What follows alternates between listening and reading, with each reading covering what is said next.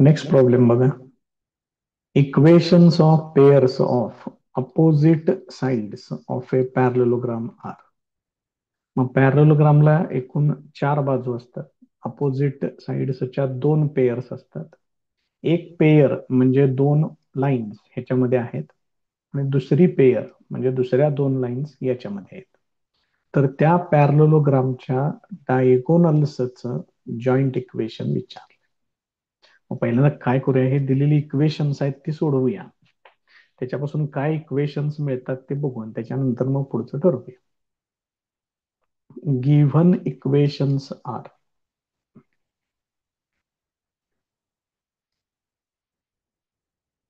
X square minus 7x plus 6 equal to 0 and y square minus 14y plus 40 equal to 0. मग यांचे factors पडतील x minus 6 x minus 1 this is equal to 0 and 40 साठी y minus 10 आणि y minus 4 this is equal to 0. याच्यावरून lines मिळतील x minus 6 equal to 0 म्हणजे x equal to 6 and x equal to 1. तसं इथं y equal to 10 and y equal to 4 ह्या अशा lines मिळतील. यांच्या इक्वेशन वरूनच समजते की ह्या लाईन्स कशा असणार आहेत.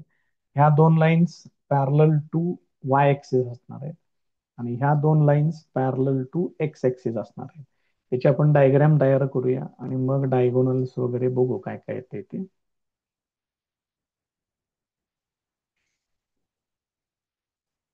एक्स ऍक्सिस दाखवतोय, त्यानंतर वाय ऍक्सिस दाखवतोय. तर एक्स ऍक्सिस, वाय ऍक्सिस इथं ओरिजिन.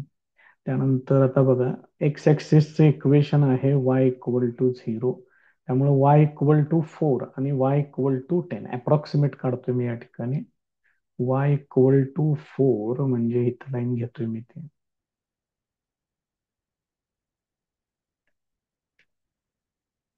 आणि वाय इक्वल टू 10 इथं घेतोय.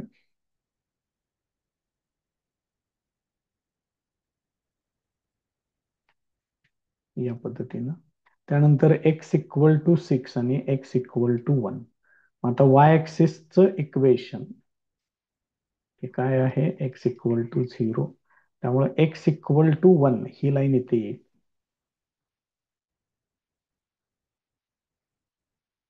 इथे घेतोय आणि एक्स इक्वल टू 6 ही लाईन मी इथे घेतोय.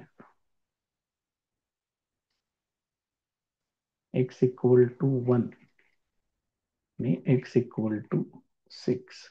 त्यामुळे इथं मला जो पॅरलेलोग्राम मिळणार आहे तो असा मिळेल ए बी सी आणि डी. मग यांचे कोऑर्डिनेट्स आपल्याला लिहिता आले पाहिजेत. मग मी इथं बाजूला लिहितो. इथे पॉइंट ए हा काय बघा बरं, 1 10. त्यांचे लाईनचे इक्वेशन्स बघा म्हणजे मग लक्षात येते तुमच्या. पॉइंट बी याचा एक्स कोऑर्डिनेट आहे 6 आणि वाय कोऑर्डिनेट 10. 6,10. त्यानंतर पॉइंट सी हे किती आहे, वाय इक्वल टू 4 आहे, एक्स इक्वल टू 6 म्हणजे 6,4. आणि पॉइंट डी तो आहे 1,4. These are vertices of parallelogram. आता मला याचे डायगोनल्स पाहिजेत. मग डायगोनल्स जर दाखवायचे म्हटले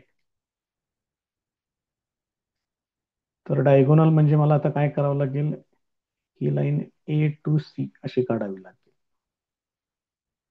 हा एक डायगोनल होणार आणि दुसरा डायगोनल बी टू डी.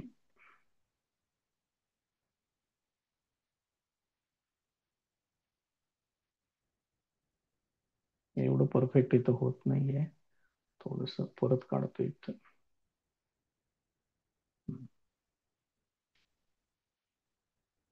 ह्या ज्या दोन लाईन्स मला मिळालेल्या आहेत आता, एक मिनिट. ही पहिली लाईन L1 आणि ही दुसरी लाईन L2. यांच्या इक्वेशन्स यांचं दोन डायगोनल्सचं कंबाईंड इक्वेशन विचारले. मग ह्या दोघांचं जर तुम्हाला इक्वेशन काढायचं असेल तर तुम्हाला 2 पॉइंट फॉर्म वापरावं लागेल. एक एक एक एक घेऊया आपण या ठिकाणी.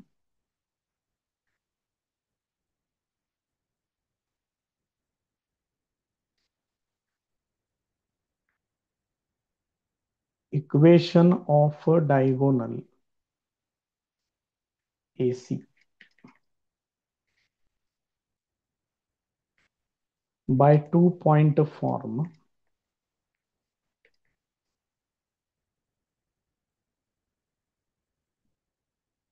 y minus y1 divided by y2 minus y1, this is equal to x minus x1 divided by x2 minus x1 असं येणार. मग आता ए आणि सी इथं आहेत बघा. हा ए घेतोय मी x1 कॉमा y1 घेतोय आणि हा सी तो घेतोय x2 comma y2.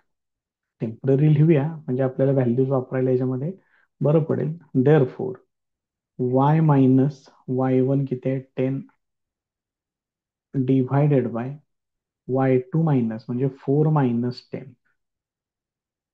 This is equal to x minus x1 म्हणजेच x मायनस 1 आणि x2 आहे 6 मायनस 1. आता हे सिम्प्लिफाय करूया, बघा त्याचं काय काय होते. Therefore y minus 10 divided by minus 6, this is equal to x minus 1 divided by 5. तिरकस गुणाकार करा, 5 ने इकडे मल्टिप्लाय करून घ्या. 5y मायनस 50 आणि मायनस 6 ने इकडे मल्टिप्लाय करा, मायनस 6x प्लस 6. याचं टोटल किती होते बघा, हे सगळे एका बाजूला घ्या. 6x plus 5y minus 56, this is equal to 0. हे एका डायगोनलचं इक्वेशन झालं, डायगोनल AC. असं सेम आता मला डायगोनल BD चं इक्वेशन पाहिजे. तो इथं आहे BD, या ठिकाणी दाखवलेला आहे. मग त्याच्यासाठी आता मला बी आणि डी हे दोन पॉइंट घ्यावे लागतील. तर यांना मी कन्सिडर करतोय x1 y1 आणि x2 y2. परत एकदा 2 पॉइंट फॉर्म वापरायचा, मग BD चं इक्वेशन मिळेल तुम्हाला. मग मी हे एवढंच BD च्या ज्या दोन व्हॅल्यूज इथं आहेत तेवढ्याच मी फक्त जरा कॉपी करून घेतोय.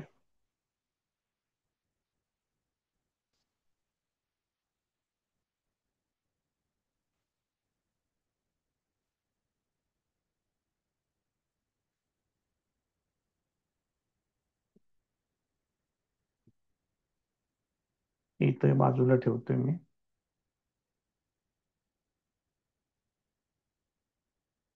सेकंड पार्ट आता त्याच्यातला,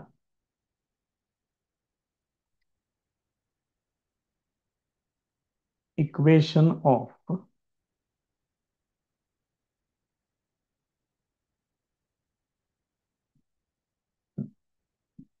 diagonal BD.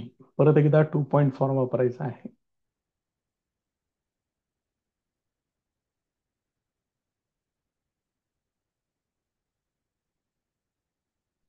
Bye 2 point form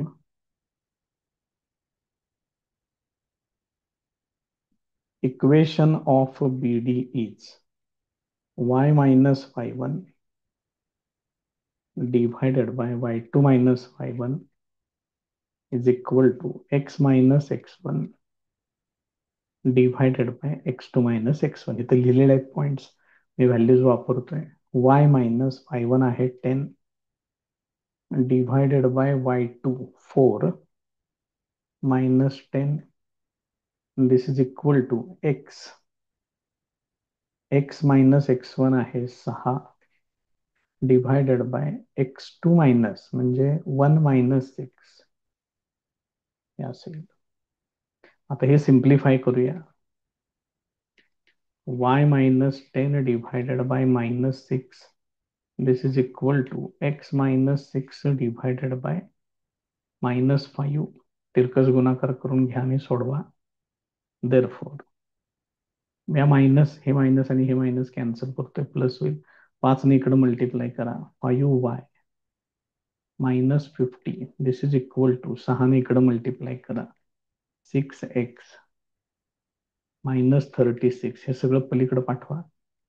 6x minus 5y इकडे आल्यानंतर आणि 50 इकडे आल्यानंतर प्लस होईल. 50 मधून 36 मग 36 आणि 4 40 आणि 10 50 म्हणजे ह्याचं येणार 14. This is equal to 0. हे इक्वेशन येणार BTचं. असे तुम्हाला दोन इक्वेशन्स तुम्हाला त्या ठिकाणी मिळतील, AC आणि BDचं. आणि मग या दोघांचं कंबाईंड इक्वेशन पाहिजे. Therefore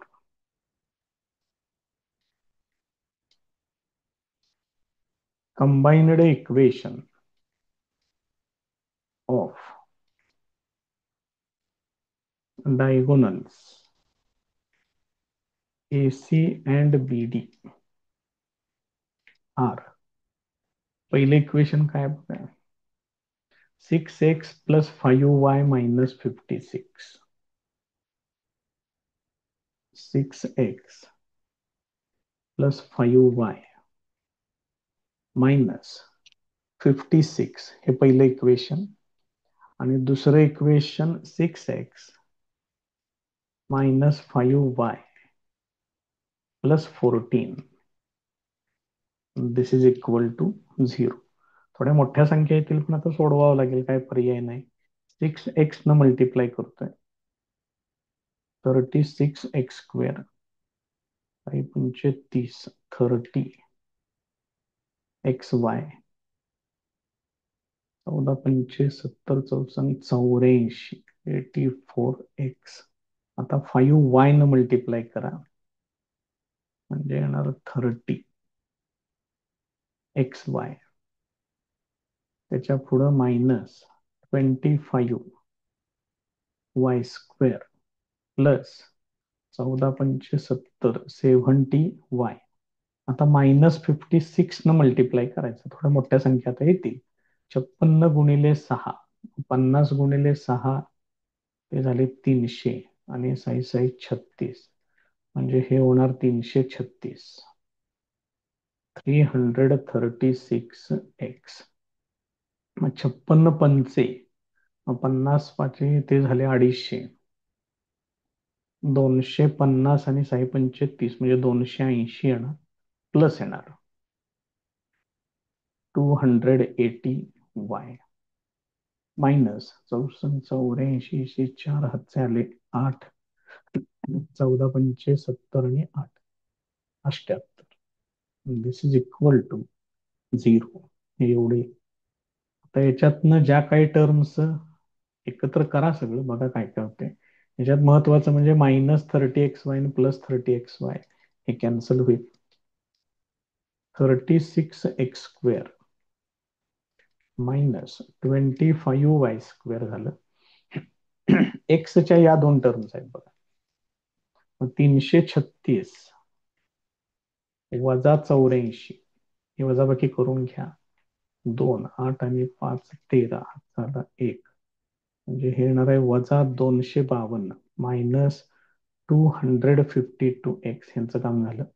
आता वायच्या टर्म बघा, 70 आणि 280 350 350y म्हणजे याचंही काम झालं. Minus 784 this is equal to 0. बघा या पद्धतीनं त्याचं फायनल आन्सर येईल.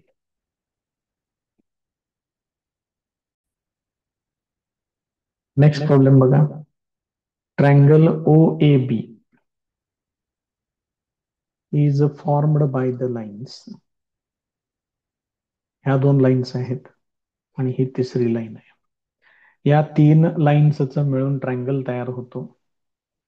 Find the equation of the median of the triangle drawn from O. Point O मधून जी मेडियन तुम्ही काढाल त्या ट्रायंगलची त्याचं इक्वेशन फाइंड आउट करा असं त्यांनी सांगितलेलं आहे. मग त्यांनी जे काय काय दिलेलं आहे ते पहिल्यांदा लिहून घेऊया. Given combined equation is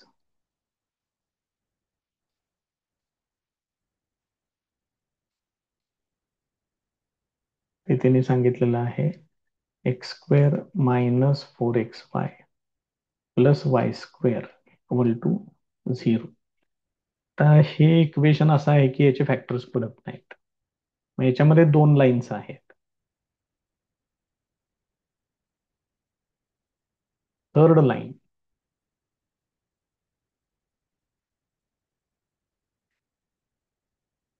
2x plus 3y minus 1 equal to 0. आणि ह्या तीन लाईन्स मिळून triangle O A B form होतोय. दीज लाईन्स काम करूया, 3 लाईन्स करूयात. These 3 lines form triangle O A B. मग एक काम करूया आपण, इथं आपण triangle O A B draw करूया. हे वाय ऍक्सिस, एक्स ऍक्सिस, इथं ओरिजिन. आता ह्या ज्या पहिल्यांदा ज्या दोन लाईन्स दिलेल्या आहेत म्हणजे इथं जे लिहिलेलं आहे आपण दोन लाईनचं कंबाईंड इक्वेशन, त्या दोन लाईन्स मी दाखवून घेतो इथं. ही एक लाईन येणार, आता ती ओरिजिन मधून पास होणारी पाहिजे खरं.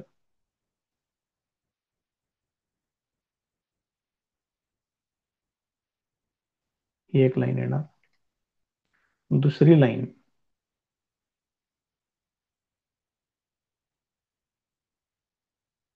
अशी घ्यावी लागेल. ही L1, ही L2 आणि जी तिसरी लाईन आहे ती याच्या समोर अशा पद्धतीने. अशी कंडिशन आहे. मग इथं पॉइंट ओ आहे, हा पॉइंट ए आणि हा पॉइंट बी. आणि त्यांनी काय विचारले, ओरिजिन मधून तुम्ही मेडियन ड्रॉ करा म्हटलंय. ओरिजिन मधून ड्रॉ केलेली मेडियन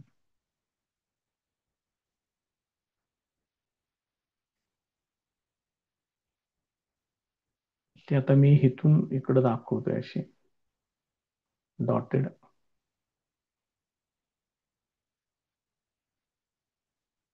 अशी मेडियन तिथं दाखवावी लागेल आणि हा त्याचा मिड पॉइंट असेल एम. हे डिस्टन्स इक्वल असेल.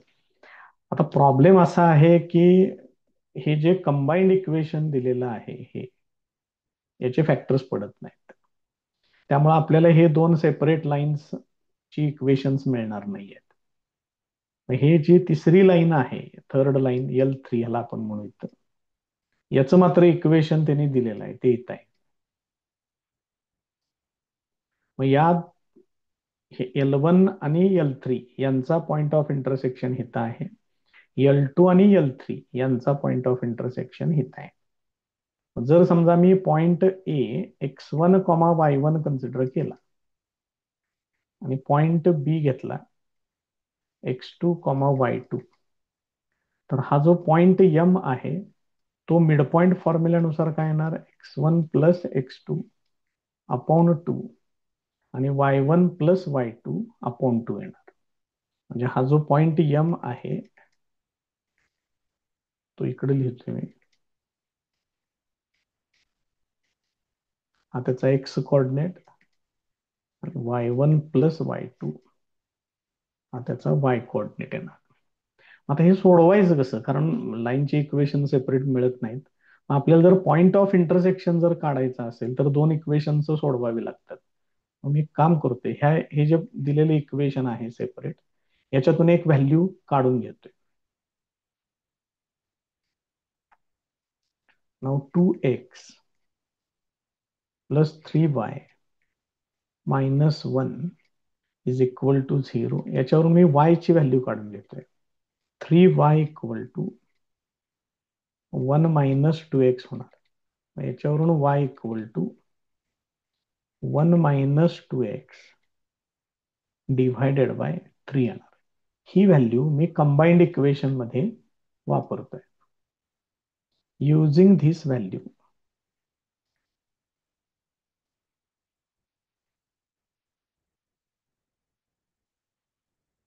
इन इक्वेशन, त्यांनी जे कंबाईंड इक्वेशन दिलेलं आहे ते आहे x square minus 4xy plus y square equal to 0. मग याच्यामध्ये ही व्हॅल्यू वापरायची आहे वायच्या ठिकाणी. मग हे काय होणार बघा, एक्स स्क्वेअर मायनस 4x, वायच्या ठिकाणी येणार 1 minus 2x upon 3 plus 1 minus 2x upon 3 त्याचा स्क्वेअर. आता हे सोडवायचं आहे पुढं. आता याचं सिम्प्लिफिकेशन बघा काय काय होईल. हे 3 पुढे घेतोय मी तर एक्स स्क्वेअर मायनस 4x न आत मल्टिप्लाय करा, 3 न सेपरेट त्याला डिव्हाइड करा. बाकीच काय सिम्प्लिफिकेशन सध्या तरी काय करता येणार, किंवा 4x न फक्त मल्टिप्लाय करून घेऊ वरती अंशामध्ये आणि डिव्हायडेड बाय मध्ये 3 तसंच ठेवूया. मायनस पण पुढंच ठेवतोय. 4x मायनस 4 दुने 8 आणि x चा वर्ग डिव्हायडेड बाय 3 प्लस इथं 1 minus 4x plus 4x square divided by 9 is equal to 0. हे असे. आता मी या पूर्ण इक्वेशनला 9 न मल्टिप्लाय करतोय, म्हणजे इथे येणार 9x स्क्वेअर. इथं 9 आलं की 3 त्रिक 9 आणि मायनस 3 न आत मल्टिप्लाय करायचं. किंवा मी 1-2 मिनिटं हे असं लिहितोय आणि नंतर त्याला सोडू. 9 इथं आलं की 9 ला 9 कॅन्सल होईल, हे असं शिल्लक राहील. आता याला सिम्प्लिफाय करून घेऊया. 9x square minus 12x plus 24x square plus 1 minus 4x plus 4x square equal to 0. आता हे सोडवायचं आहे. मग 9 आणि 4 13, 13 आणि 4 17, 17 आणि 20 37 होणार आहे. 37 एक्स स्क्वेअर, म्हणजे ह्या तिघांचा हिशोब संपला. परत एकदा बघा, 24 आणि 9 33 आणि 4 37 बरोबर. एक्सच्या टर्म्स बघा, 12 आणि 4 वजा होणार ते मायनस 16x, दोन्ही पण मायनसच आहेत, plus 1 this is equal to 0. आता याचे सुद्धा फॅक्टर्स पडणार नाहीच आहेत, कारण आपण पहिलं जे इक्वेशन घेतलंय त्याचेच फॅक्टर्स पडत नाहीत, ह्याचे कसे पडतील. त्यामुळे हे पण तसंच इक्वेशन येईल, पण आता तुम्हाला हे एकाच व्हेरिएबल मधलं इक्वेशन मिळेल. This is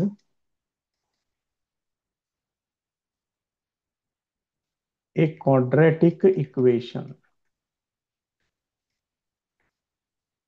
in x. त्यामुळे तुम्हाला याच्यातनं 2 व्हॅल्यूज मिळतील. Therefore it has 2 roots, say x1 and x2, which are x coordinates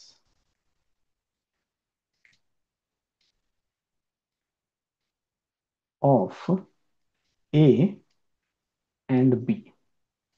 तुम्हाला काय मिळणार बघा, ही जी डायग्राम आपण काढली आहे ह्याच्यातलं ए आणि बी, इथं ए आहे इथं बी आहे, याचा एक्स कोऑर्डिनेट आणि याचा एक्स कोऑर्डिनेट x1 x2, त्याच्यासाठी लागणार हे क्वाड्रॅटिक इक्वेशन तुम्हाला मिळेल.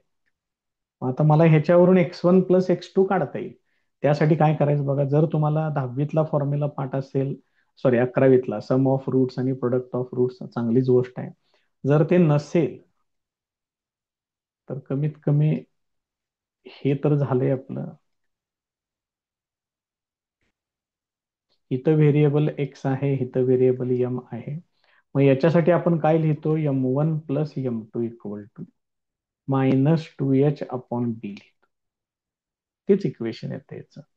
मग तसं इथं x1 + x2 जर मी लिहिलं तर कम्पेअर त्याच्याशीच करा. 2h पहिल्यांदा मायनस येणार. 2h म्हणजे यमचा कोइफिशियंट, इथं एक्सचा कोइफिशियंट तो आहे -16 डिव्हायडेड बाय बी. मग बी कोण आहे, m² म्हणजे इथं येणार 37 हे असं येणार. हे जर तुम्ही सोडवलं तर हे मायनस मायनस कॅन्सल होईल. 16/37 येणार. मग तुम्ही मगाशी मिड पॉइंट लिहिलाय बघा यमचा, सॉरी त्या ओ ए बीचा, बघा इथं लिहिलेला आहे. हा यम ह्या ए बीचा मिड पॉइंट आहे. आपल्याला यम मिळालं की ओ चं इक्वेशन काढता येते. मग त्याचा मला आता एक्स कोऑर्डिनेट मिळेल. हे बघा x1 + x2/2. त्यातलं x1 + x2 तयार आहे माझ्याकडे. वाटते तेवढा सोपा प्रॉब्लेम हा अजिबात नाही. Therefore x1 + x2 divided by 2 केलं तर ह्याला 2 न डिव्हाइड करा म्हणजे हे येणार 8/37. This is x coordinate of M. आता पॉइंट एम हा कुठल्या लाईन वरचा पॉइंट आहे बघा, त्याचं इक्वेशन माहिती आहे. हा एम पॉइंट L3 वरचा आहे आणि त्याचं इक्वेशन असं आहे, 2x + 3y - 1 = 0. लिहूया ते.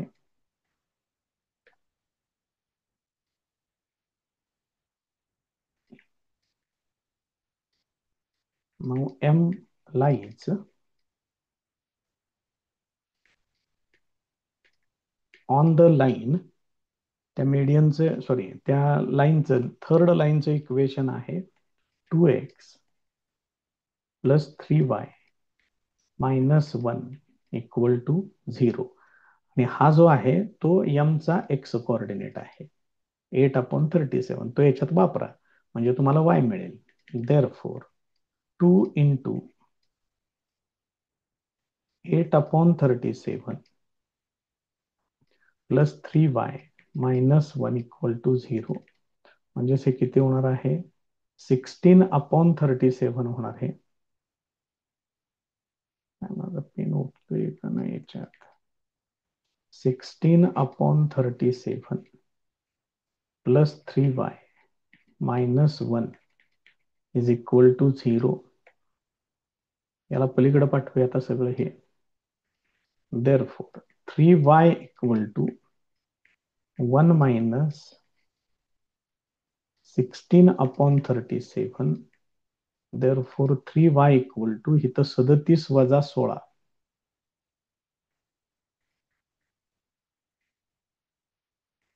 हे असं येईल. मग 37 - 16 म्हणजे 21 येणार. 21/37. Therefore y = 3 × 7 = 21. 7/37 येणार. त्यामुळं एक्स कोऑर्डिनेट काय होता, 8/37. देअरफॉर m इज 8/37 आणि 7/37. आता ओरिजिन माहिती आहे आपल्याला, origin is O00.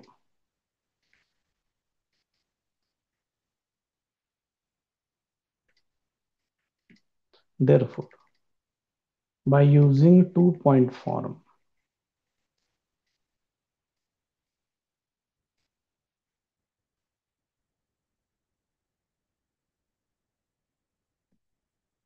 equation of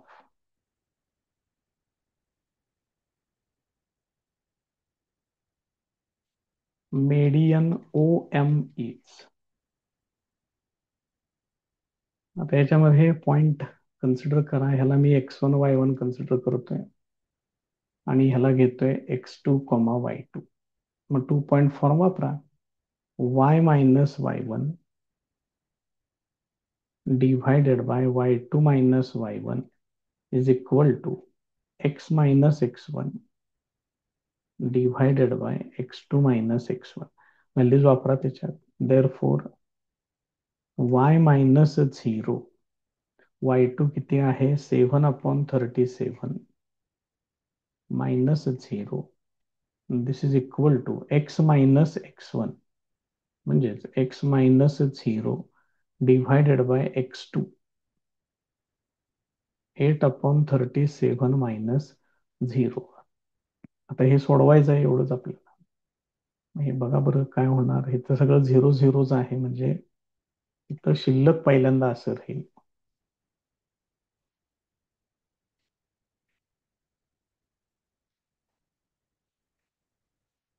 हे 37 वरती पाठवतोय.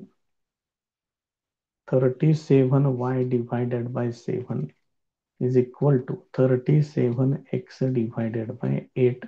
हे 37 ला 37 कॅन्सल होईल. तिरकस गुणाकार करा. 8y इक्वल टू 7x म्हणजेच 7x minus 8y. This is equal to 0. This is the required equation.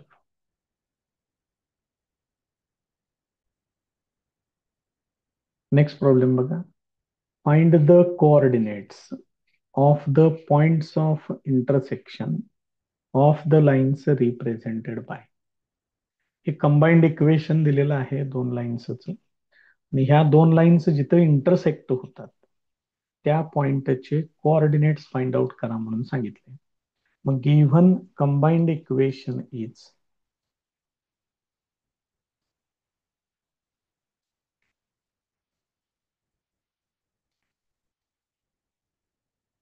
x square minus y square minus 2x plus 1 equal to 0. Comparing with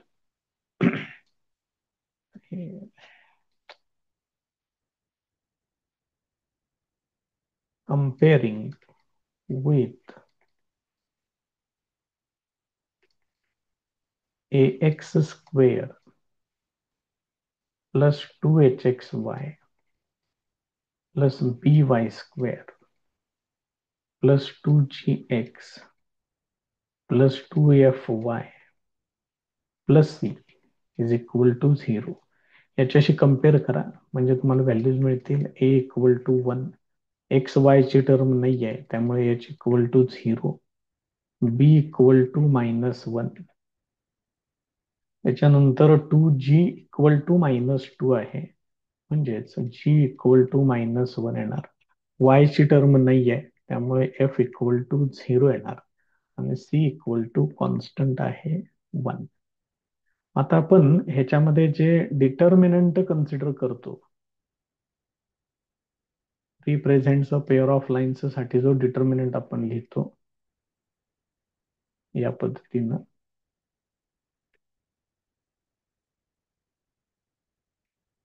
this is equal to 0 हे आपण सिद्ध करतो. तर याच्यातले जे रोज आहेत त्याच्यावरून दोन इक्वेशन तयार करून घ्यायचं. मी फर्स्ट रो घेतोय, त्याच्यावरून इक्वेशन कन्सिडर करतोय मी.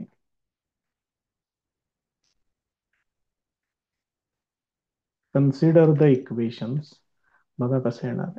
ax1 plus hy1 plus g equal to 0 and दुसरे equation hx1 plus by1 plus f equal to 0. आता हे ज्या व्हॅल्यूज फाइंड आउट केलेल्या आहेत त्या आपण इथं वापरूया. a किती आहे 1 म्हणजे पहिलं इक्वेशन येणार x1, त्यानंतर h आहे 0 त्यामुळं प्लस 0 आणि g ची व्हॅल्यू आहे -1 इज इक्वल टू 0. हे पहिलं इक्वेशन. मग याच्यावरून काय येणार x1 इक्वल टू 1 येणार आणि दुसऱ्या इक्वेशन मध्ये जर व्हॅल्यूज तुम्ही वापरल्या, h 0 आहे त्यामुळे 0 येणार. 0 इंटू x1 0 प्लस बी ची व्हॅल्यू आहे -1 इंटू y1, त्यानंतर एफ ची व्हॅल्यू आहे 0, this is also equal to 0.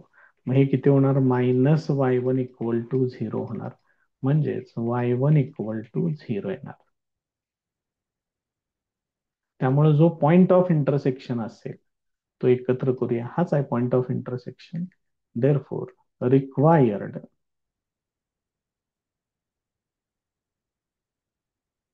Point of intersection